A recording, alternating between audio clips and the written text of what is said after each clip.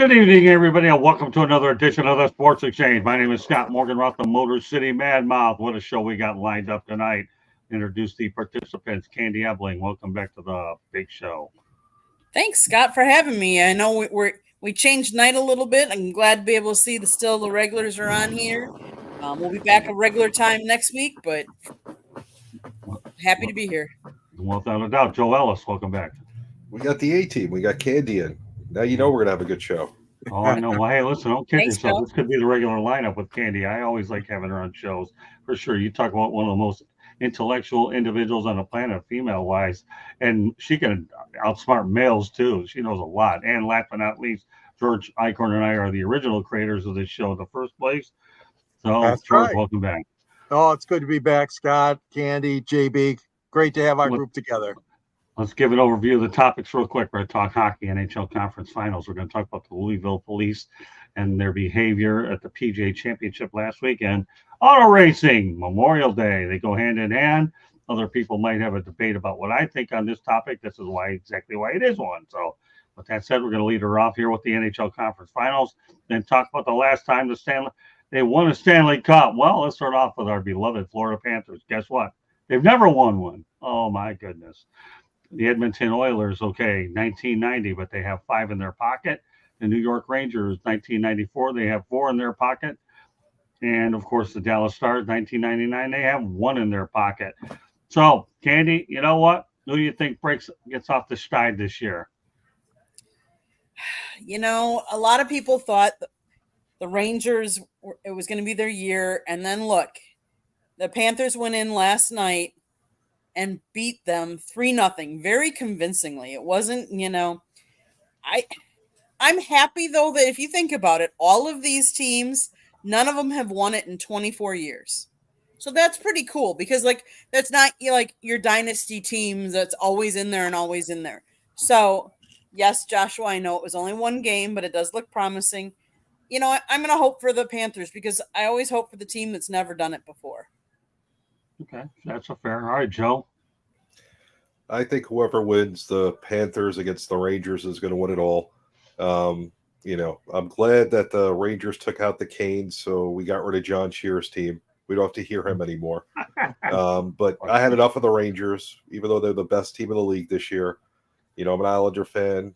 Get rid of the Rangers. Let's go Panthers. And we're doing, this is the South Florida Tribute show, so let's go Panthers. They're up 1-0. Let's win 3 more. Okay. All right, George. Well, this is really going to be interesting because, you know me, I try to search for a Detroit connection. And here we go. The Edmonton Oilers general manager, none other than Hall of Famer Kenny Holland. The Dallas Stars general manager, none other than the Ken Holland protege, Jim Nill.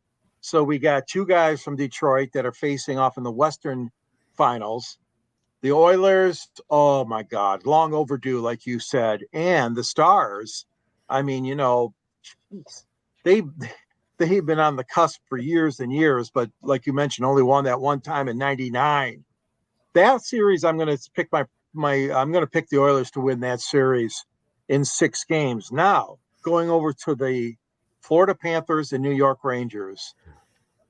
That's an interesting series only because, again, both teams are really, really desperate for a win. We know how New Yorkers are. They want to win it all, always. And Florida, what can you say? I mean, again, they've had so many successful seasons, but they've never won. So I'm going to go with Florida to win that series in 6 games also. So it'll be a Florida over Edmonton. Okay, there you go. Let's go to Ralph Williams. It's going to be a dogfight. I'm taking the Rangers. The Canucks and Hurricanes are out. At one point, I thought the Rangers and the Canucks would be an interesting series, but obviously Vancouver didn't keep up their end of the bargain. The Rangers are still in it. You know what? I've always thought to be objective and neutral. I'm going to stay that way. But here's the situation. Let's just put the facts out as they are, okay? Teams that generally come back after losing their first go-around in it come out hungrier the next year. I'll be the guy that gives the Detroit references this time, George Eichhorn. When the Detroit Pistons lost to the Los Angeles Lakers back in the Bad Boys era, they came back and won a pair of titles. Let me take it a step further, okay? With that said, you've also have a situation where the Red Wings lost to the New Jersey Devils and came back. A couple of Stanley Cups were attached there as well. Now, if I play the logic of how I think a lot of these go, and I talked to Jessica Blaylock yesterday at the Marlins and the Brewers game, I just threw these facts out to her, at least the Pistons one, because she's a Panthers person. So maybe, she's a good friend. She covers the team. I get it. I'm just throwing it out there. So who do I think? Well, I think the Panthers are the logical choice based on what I just said. Dallas, I would love to see a Dallas, Florida. It'd be like Dallas and Miami and all. So, but I think Florida, if they keep playing as well as they are, it's pretty hard to go against the team that resides in Sunrise.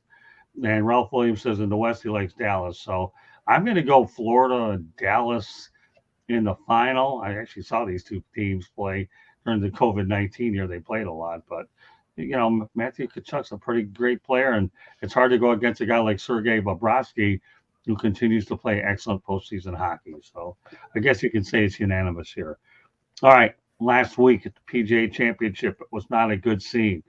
Louisville police say charges against Scotty Scheffler won't be dropped.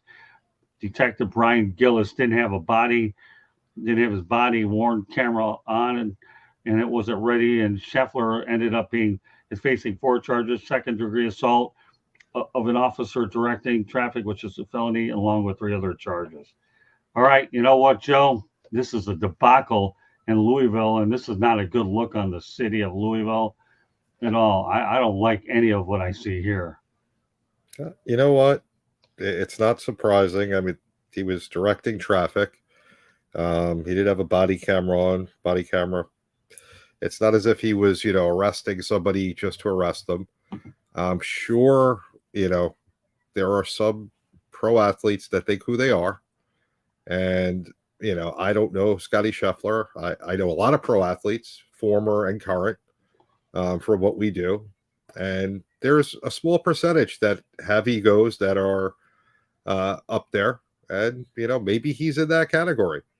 But, to direct traffic and have a body cam on, I don't think that, it makes the Louisville police look bad because he didn't have his body camera on. Do I think it's a bad look for everybody involved? Yes, because obviously, right now he's the best golfer in the game. And no matter what happened, his image is tarnished. The Louisville police's image is tarnished because they didn't recognize who he was and diffuse the situation before it got there.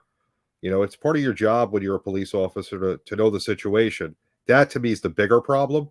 Mm-hmm. And Scotty Scheffler's got to know better. You're a citizen. When you're not on the golf course, you're just like anybody else. So, nobody knows what happened there because there's no footage of it. But either way, everybody looks bad. And we'll never know exactly what happened because there's no recording of it. But I don't think that's a big deal because, it was a directing traffic. Okay, let's go to the chat room. Joshua Doors spit out 4. Candy, why don't you just put them up? And George, well, now he's got 5. All right, so put them all up. All right. The Louisville Police Department is an embarrassment. Not dropping charges, and their press conference today was a joke. Joshua, the video of the assault was nothing at all. Scotty is a class act. And Scotty didn't even drop his name to the cops. The cop, in your opinion, is a fool. Okay. Footage came out today, and it showed absolutely nothing. Oh, that's what he thinks. Okay, Candy, you want to talk about it? What do you think?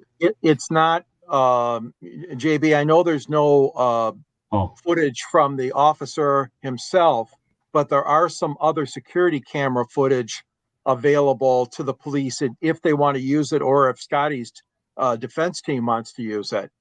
I got into a situation once at Wayne State University where something not as serious as this happened, but actually a guard at the parking deck grabbed onto my bumper trying to stop me, and she fell, and she slipped on ice and fell.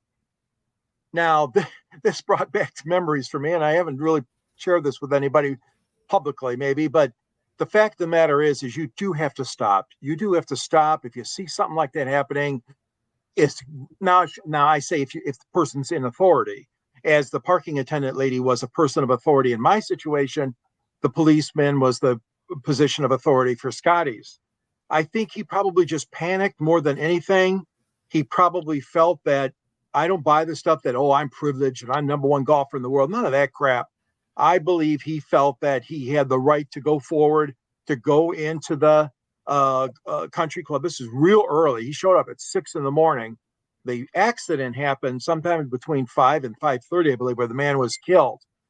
So it was a tense situation. The police were uptight. Everybody was uptight. It was a crime scene. There's a lot involved in what happened here.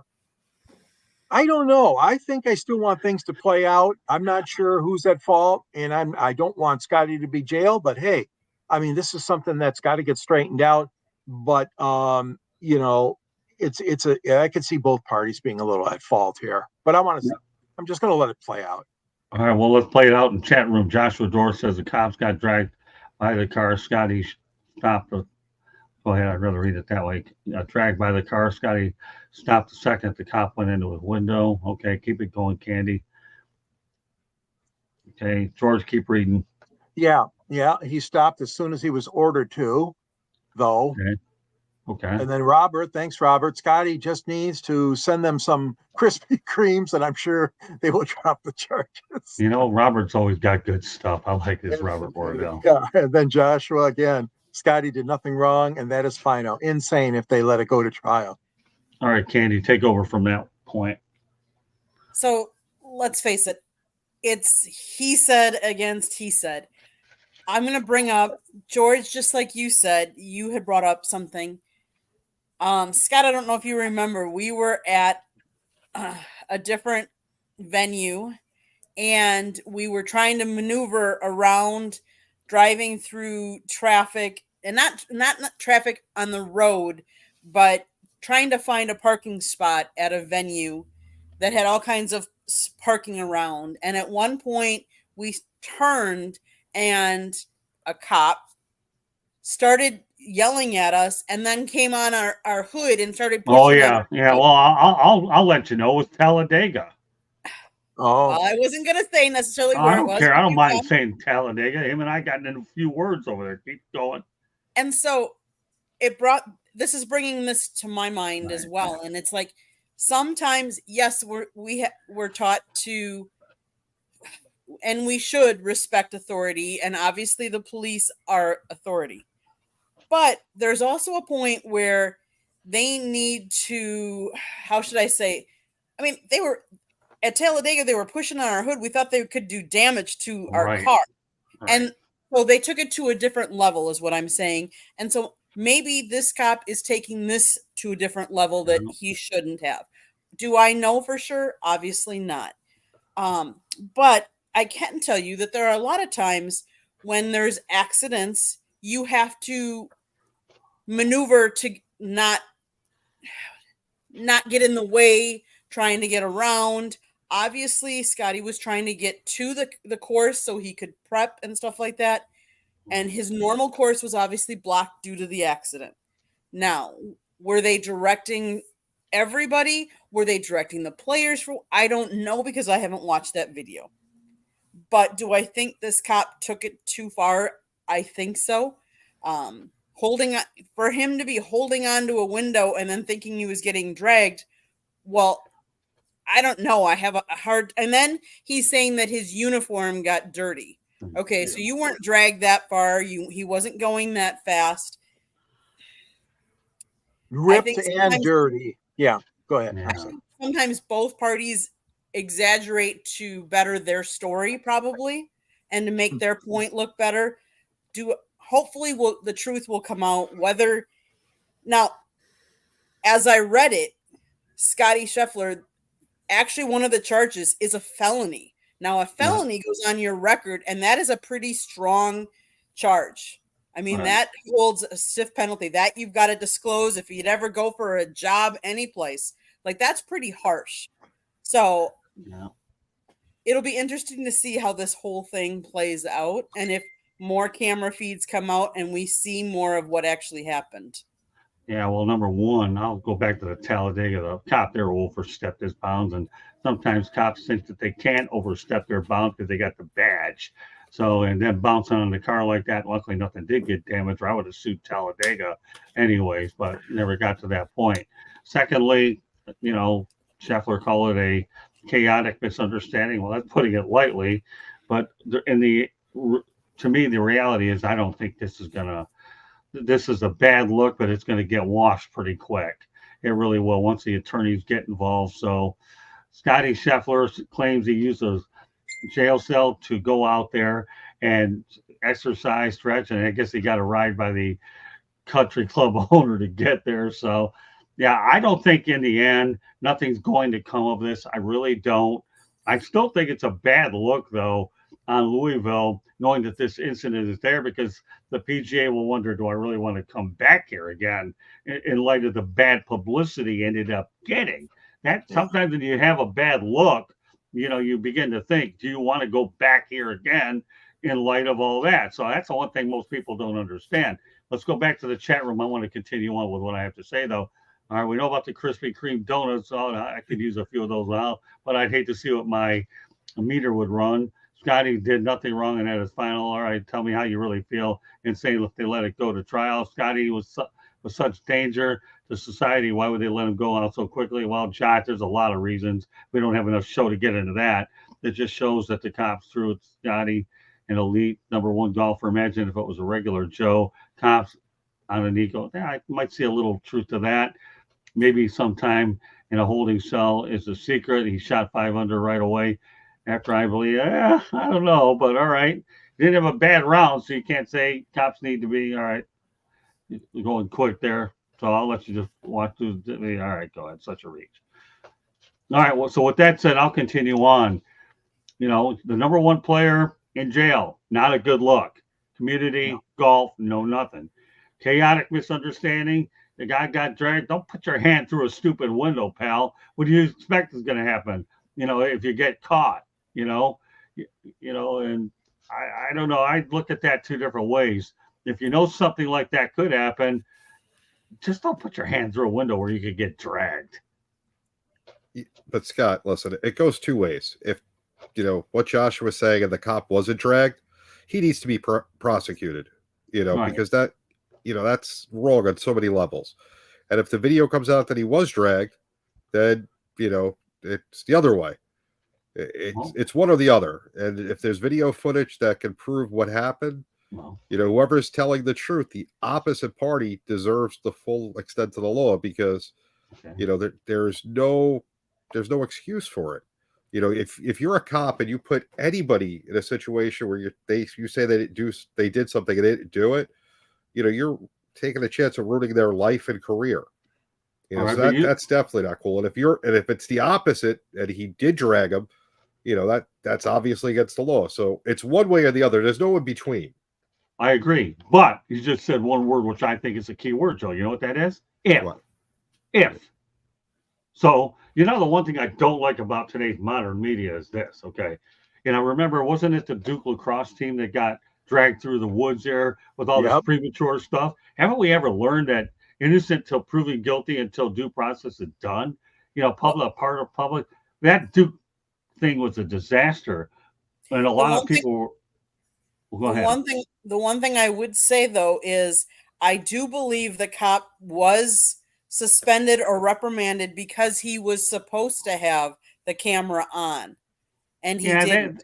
That's part of his job. I'm just saying that's part of his job. If part of his job is to have the camera on, he should have had the camera on. Oh, I agree. I mean, they did talk to him like any manager would and say, you made a mistake, you shouldn't do it again. Okay, that's what they did to him. Okay. Scheffler, well, his attorneys will get him out of it all day long. Anyways, I know they will. I mean, come on, OJ Simpson got away scot-free, right? When you have great attorneys. So, and we like to bring up OJ once in a while. So if OJ can get away with those killings, I mean, it's not like Scheffler killed a person before. He was just trying to get to work. That's what he was trying to do, and went ahead and decided to take his way instead of the other way. That's all I'm saying.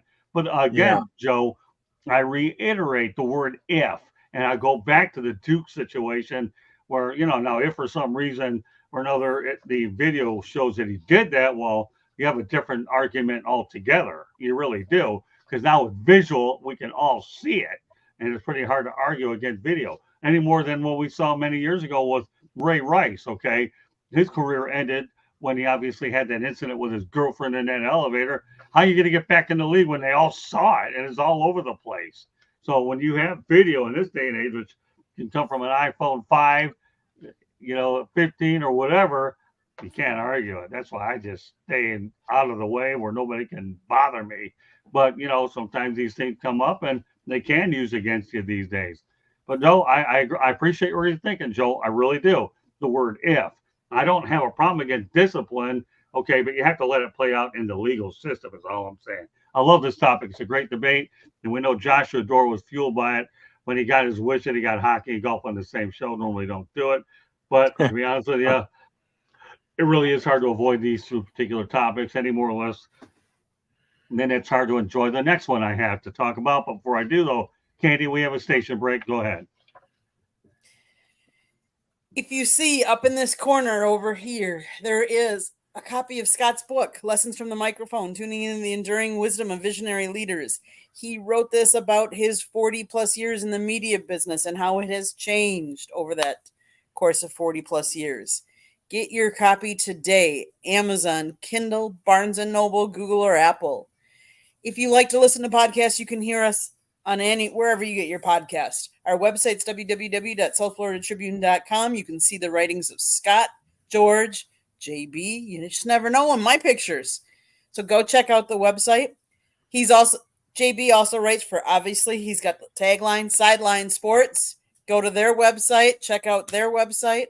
Go check out their YouTube channel, as well as if you see that red subscribe button down by George, that means you haven't subscribed. I don't know why you haven't yet. You need to. Monday nights are baseball. Tuesday nights are football. Wednesday nights are typically Sports Exchange.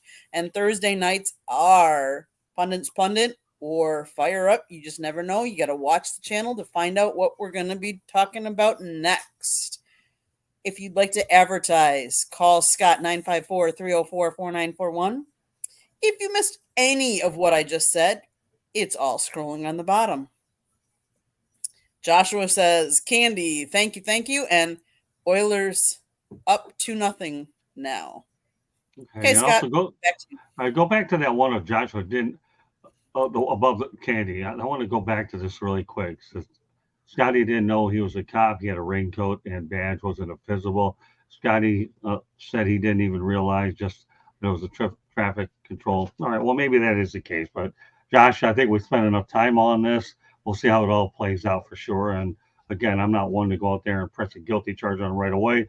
I believe that we have to see it through the legal system. Final topic, but that doesn't mean we won't stop if certain people have parting shots, which it looks like we're apparently on track to have. Auto racing, in my opinion, owns Memorial Day weekend. Why would I say that? It doesn't hurt that I went to a couple Indy 500s, okay? And I also take a right along over at the Charlotte Motor Speedway, but they're the home of the Indy 500 and the Coca-Cola 600, and they dominate the Sunday broadcasting. So, Katie, do you agree with me that auto racing owns Memorial Day weekend? I don't know if it owns it, but yes, it's one of the big weekends that it does. I do want to say that I think it's pretty cool what NASCAR is doing this Sunday. On each of the cars in the Coca-Cola, in Sunday's Coca-Cola 600, it will feature the name of a fallen service member on the windshield. And they're also doing some other special events. They're also kicking off a new 30-second television spot that debuted that talks about, NASCAR salutes together with Coca-Cola. They're also giving a discount to people from the military. The one thing I will say is that I think sometimes Memorial Day gets forgotten what the true meaning of it is. We all think of it, oh, it's a day off. Hey, I get an extra weekend day. But there's people out there that served our country for this honor, for this day, and I think we sometimes forget that. And auto racing, maybe this is a small part of going back to recognizing what the true day and true meaning of the day is. All right, George, we and I went to our Indy 500 together. Would you Yep. agree or disagree that auto racing owns Memorial Day weekend? Oh, I have to agree, Scott, 100%. It's just a fantastic set of races. And for F1 fans, don't forget their premier race in Monaco is this weekend, one of the most famous stops on their circuit for F1. But the Charlotte 600 in the evening, and of course the Indy 500 during the daytime. And you got so much pomp and pageantry in both of those events. And the Indy 500, of course, is very cognizant of the fact that it's Memorial Day. They play taps. They play taps as one of the ceremonial items. In the Indiana, back home again in Indiana, the song that has nothing to do with the military, but there's a lot of tradition with both those races. I like the way they're separated too. Although rain could get really in the way this Sunday. I heard the forecast is not good for Indianapolis, but let's hope and pray it passes by somehow. But these are great races. They're really great. You got a guy like Roger Penske from Detroit. He's got teams at the Indy 500 he's got to follow. And then he's got guys driving for him at NASCAR, the Sprint Cup Series in the evening at the Coca-Cola 600. I mean, Roger is Team Penske has done a fantastic job, as you guys know, especially at Indy. But yeah, it's a great excitement day for anybody that likes motorsports, and I'm one of those. And like you said, Scott, we've had the privilege of covering that race together at one time, and what a great experience we both had on that. So yeah, and I saw MIS has hosted NASCAR. I've been there for NASCAR races, but never been to Charlotte. Right. Yeah. What do you think, Joe? Listen, I mean, these are phenomenal races. I'm not a big car racing fan, but, you always think of Memorial Day with the Indianapolis 500. Yeah. And NASCAR always has a huge event the Sunday at night, which is phenomenal. It's great to see. It's a great tradition. I agree with Candy. Memorial Day, the reason is forgotten a lot and way too much. It's a shame in our society that we can't take one day to honor those that have given their life of service so that we can have everything that we have. That's way more important. But phenomenal races. And I mean, if you're going to sit and watch a race, can't pick any two better than those two to sit and watch. Right. But it'll be interesting to see what happens. But I think the NBA playoffs owes Memorial Day weekend. Yeah, well, I'll tell you what, John. I'm glad you brought the NBA playoffs up. Can you imagine this, though? The Indiana Pacers, and George and I dealt with this a long time ago. You really, you struck forward, Joe. You really, really did. If you've ever been to Indianapolis when the Indy 500 is going on, and the Indiana Pacers are in the playoffs, we saw games at the old Market Square Arena. Indianapolis was by far and away the sports capital of the world when you got them both in the same weekend. We saw the Magic, and I think we saw the Knicks play there in separate years, or at least I think it was unbelievable. So, yeah, you're right, Joe. You never forget the NBA playoffs on the weekend, but let's face the reality.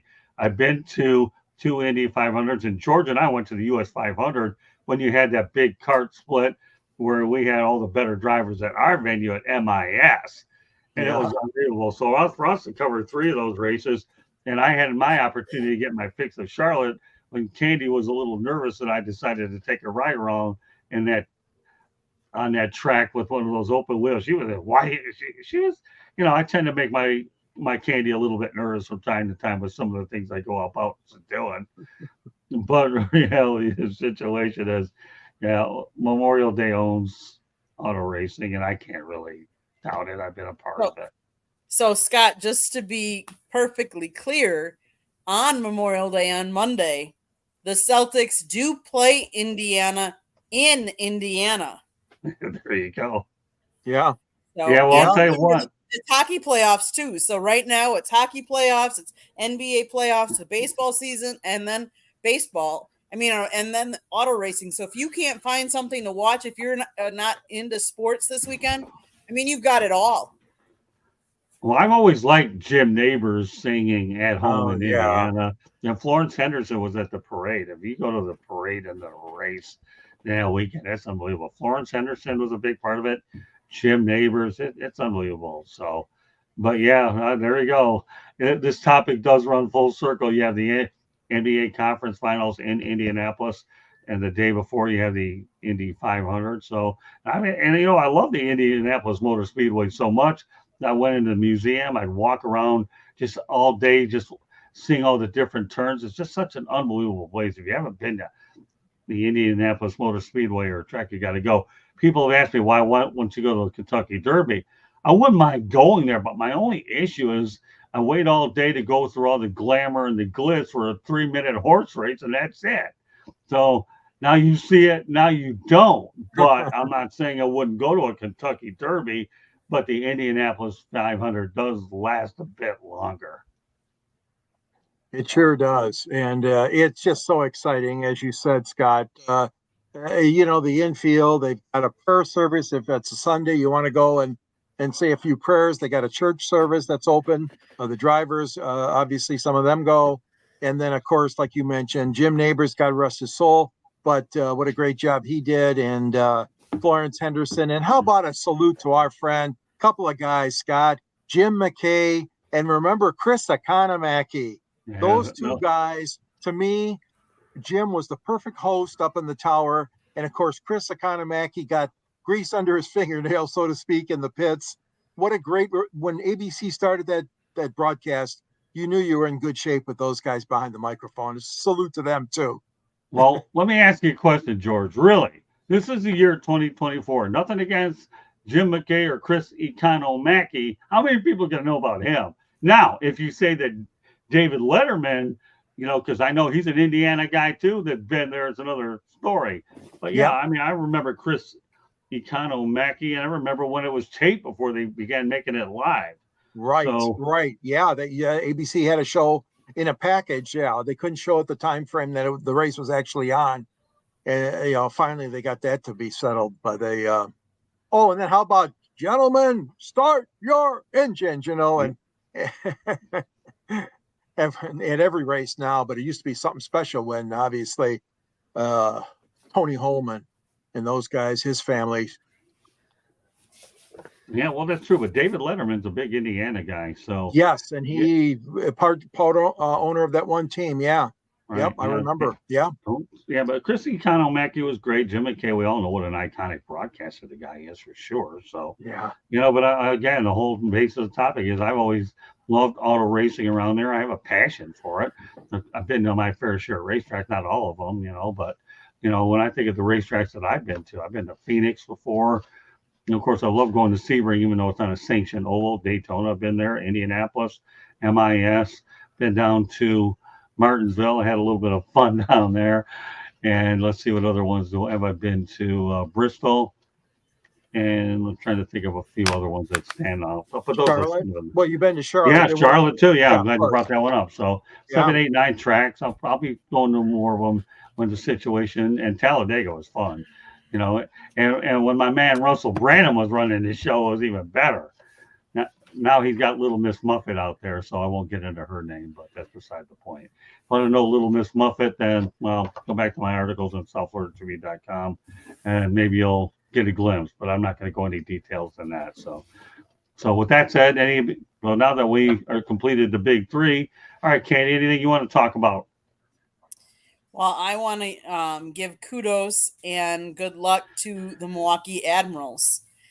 They are trying to go for the Calder Cup. They are right now, they last night won Game 3 of the AHL Central Division Final. It's a best-of-5 series, and they lead the Griffins, Grand Rapids Griffins, 2-1. So good luck to them. I hope they take it. See, Joshua, I can do hockey and not just NHL. We're going to do a little AHL. I feel like this is a backhanded shot against us, George. I really do.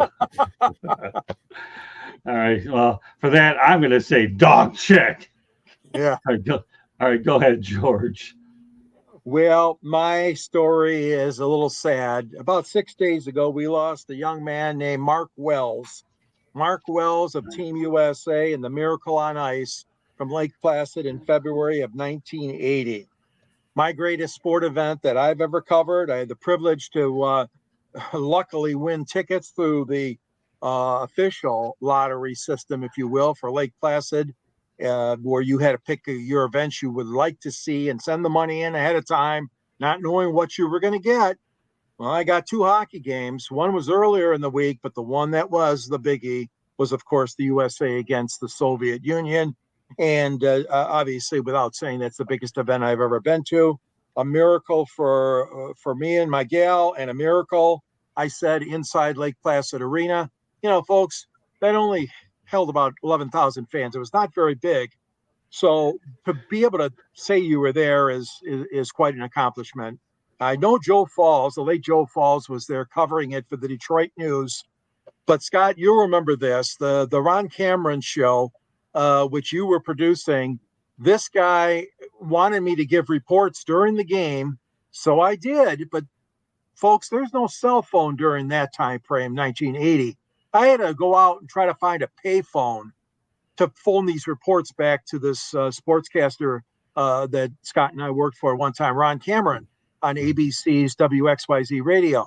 So it was, I mean, yeah, I was there as a fan, but then I had to take the fan hat off and put the reporting, face on to give those reports back to the studio in Southfield, Michigan. So, but Mark Wells, God rest your soul, buddy. You had a very up and down life. A lot of, I know, injuries and operations and personal issues you dealt with, but we're proud of you being from Michigan, Mark, and the St. Clair Shores Arena is still named after you. So rest in peace, my friend. I was actually at the station when you phoned in those reports. They're actually pretty clear from the phone, so I remember it all too well. All right, go ahead, Joe. What's on your mind? So anyone that thinks the NBA playoffs is fixed or the NBA is fixed in any way, this week just proved why it's not. The Denver Nuggets lost in the conference semifinals, the defending champion, and the biggest market in the league, the Knicks, who are finally good again, lost to the Pacers, who no one expected that. You know, so it's really good to see unexpected outcomes, and there's no way to think something like that would be fixed because the NBA is losing a ton of money by having the Pacers and losing the Nuggets, both teams this week. So it just goes to show you anything can happen in the playoffs, and, good for both those teams. I want to send out a special shout out to my good friend Dan Edwards. He's being inducted into the Pro Football Hall of Fame. This is only the second year they've had the honor for top PR people. Harvey Green, I believe, is also going in there as well. I don't know who the other ones are, but Dan is the main focus of what I want to talk about. I spent about 18, 19 minutes on the phone with Dan, and I actually mentioned him in my book, Lessons from the Microphone. You will not find a nicer person than Dan Edwards, who's more professional in the media PR than this guy. Even when I started the South Florida Tribune, I still wanted to remain in the NFL. I worked with the monitors at Dan. I just started my own company. Will you still give me passes to cover the Jaguars? And you know what? No, Josh, I don't think he will. I think he's a little bit too low key to come on that show. But you know what? Dan took bet on me. So, you know what? I want to see how you do on this. And he said, I trust you, Scott. You've always been there. You've always had a good work.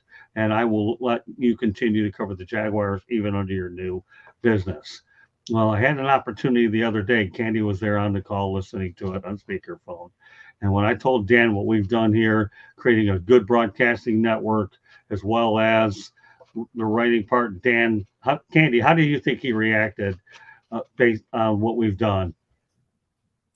He was proud of you. I mean, he said that he gave you kudos because it's not easy to do what you're doing in this market in today's day and age. So he gave you a lot of props.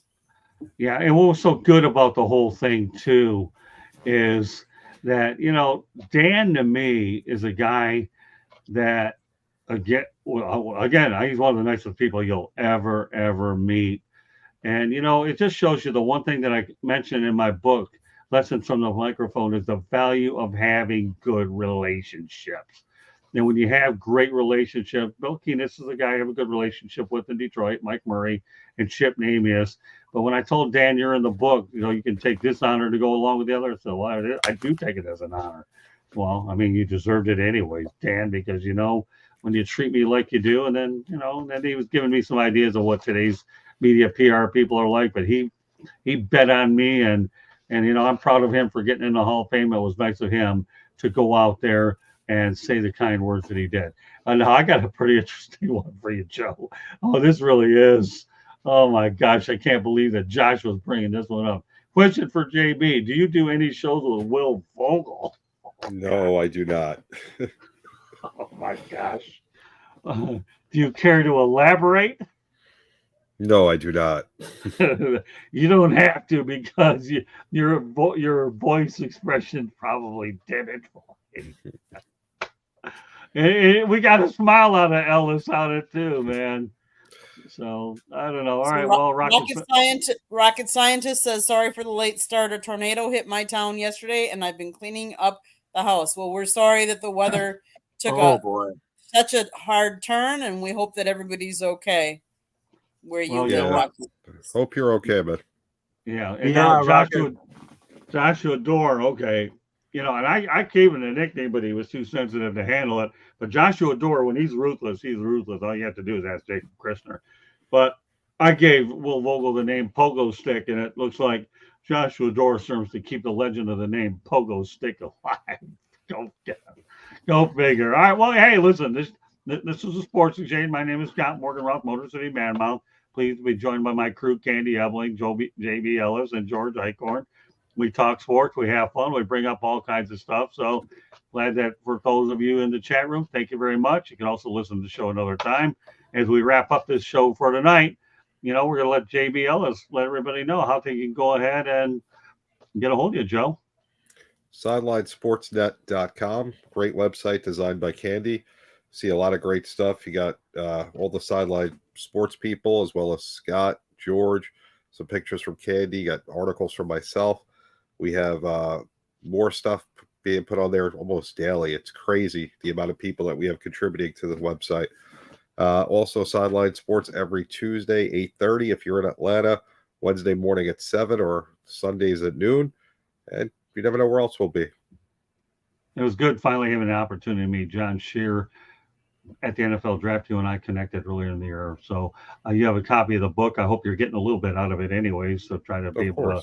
Yeah, which is good. Sorry, with that said, the man that wrote the foreword to my book, his name is George Eichhorn. Let everybody know they can hold you, George. All right, Scott. It was my privilege to do that. So I write for the Motor City Tribune, which is underneath the South Florida Tribune.